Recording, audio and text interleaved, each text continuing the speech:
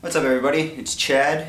I'm on day 36 of my 6-month juice feast and day 33 of Master Cleanse, and found out navel oranges in the United States are kind of coming this way on East Coast, so I may switch over to orange juice the next day or two. So maybe I'll go to day 35 on Master Cleanse just to say I did. Nice round number. So anyways, what I just want to cover in just briefly today, more of an intro, is what I will be going over in the next coming days, coming weeks, in regards to handling emotional issues. And it will pertain a lot to detox, when you're actually putting yourself through a physical detoxification, because it's going to be more prone, you're going to be more prone to having emotions pop up, and in a lot of cases too, when somebody's actually taking the time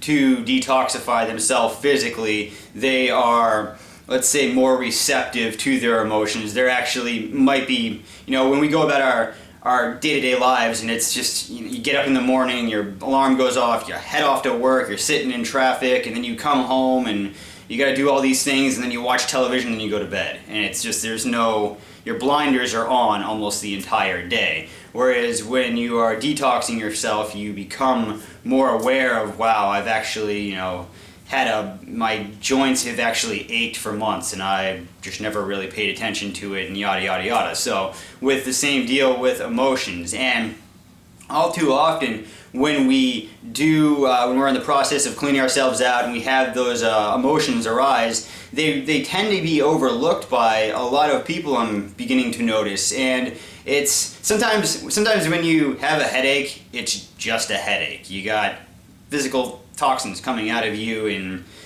your body's trying to clean itself out, and yeah, that's what it is. But in a lot of cases, people can have serious issues. Like a big time one is constipation. Being constipated can actually have a lot to do, if you really went deep with it, it could be a resentment that you had against, a parent or your best friend from high school that you're still subconsciously holding on to. And that could be the reason for the physical issue. And there's a whole slew of reasons. And when it comes to food cravings in general, there's multiple reasons for that. One of the biggest reasons for food cravings that we tend to link with emotional eating, and for the record, I'll preface, I'm not saying emotional eating doesn't exist, so that's what you'll clearly see in a moment. But with we start out as simple as we can. What could be the root of the problem? Now, a lot of people don't realize that when they're having cravings for starches and cravings for meats, that in the case of starches, we can be looking at candida. Candida is not a bad thing. What happens is when our endocrine system, specifically our adrenal glands, are weak, they're not producing the proper amount of hormones and neurotransmitters, and as a result, the sugar that we absorb, because the body runs on glycogen. It doesn't matter if you eat an Atkins diet, things get converted and your body's running on sugar. So when you have excess sugar going through your system that hasn't been properly utilized by the system, candida, which is a microorganism, is coursing through your blood trying to eat up all that excess sugar, so in essence you don't die. The only way that you will ever get rid of candida is when you are dead. So it's not a bad thing. What the issues that arise is when it goes into a flowering, and that's when you have a lot of candida going through your body because there's sugar that hasn't been used. And as a result of that, you can end up with chronic fatigue being the biggest deal. And the chronic fatigue, your body isn't getting the actual physical energy, the sugars. So your body's tired. The next reason is, and it's more common in women, are yeast infections. Although men can have yeast infections, and you can even have candida outbreaks on your face if it gets really severe. So that can be a reason. And if you've consumed a lot of antibiotics, if you've used one that is, two things actually that are overlooked are if you've used inhalers, for asthma or anything like that. If you were, an athlete in high school or something like that and you had sports-induced asthma, taking those inhalers, those are sulfates. You're breathing that in and it's getting stuck in your body. And in essence, when you are using an inhaler, you're just essentially forcing mucus deeper and deeper into your body and you're creating more of an issue. But, and also another thing is supplements, multivitamins, anything that has you have a multivitamin with magnesium sulfate. Sulfates, what they're starting to see is that Candida it flourishes within sulfur, which gets stuck in your body. So that can be a clear indication right there for why you're having things that you might be labeling as emotional. Now, the biggest thing that with emotional eating, and this is where I'll go deep over a slew of videos, is that we are trying to cover up emotions that we don't want to deal with. And it's not, most of the time, it's not something that is conscious. It's not like you say to yourself, I'm mad at my father, so I'm going to go eat a Big Mac. It's not thought out like that. We run off of our subconscious mind. Now, the subconscious mind operates anywhere from 95 to 97% of your day.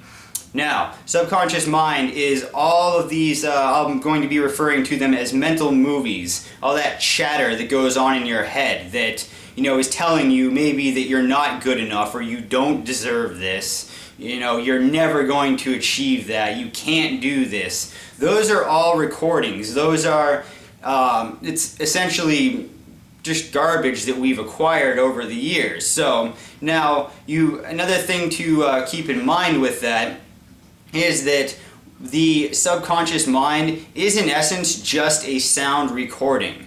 That is why when you are trying to, like a lot of therapies, like cognitive therapy, a lot of self-help gurus will talk about that you can just directly talk to yourself and that is somehow going to change things within your mind. But if we look at the subconscious mind from the aspect of it being a sound recording, it would be like you taking a CD with a recording on it, putting it in your computer or your stereo system, listening to it, and then standing there and talking to your stereo system and saying, you know what, I don't want to hear this anymore. Why don't you change? No, I want to hear X, Y, Z. I don't want to listen to this anymore. But what happens? It just keeps playing, it keeps playing, it keeps playing, it keeps playing. And you talking at it is not going to change it. So I'm going to go in depth as to what we can do to alter that. And just let me reiterate too, you have that sound recording and that's going and it's going and it's going and it's running 95 to 97% of your day. So you can liken the conscious mind, which is where I'm speaking from right now, to being something like a laptop. Your subconscious mind is a supercomputer.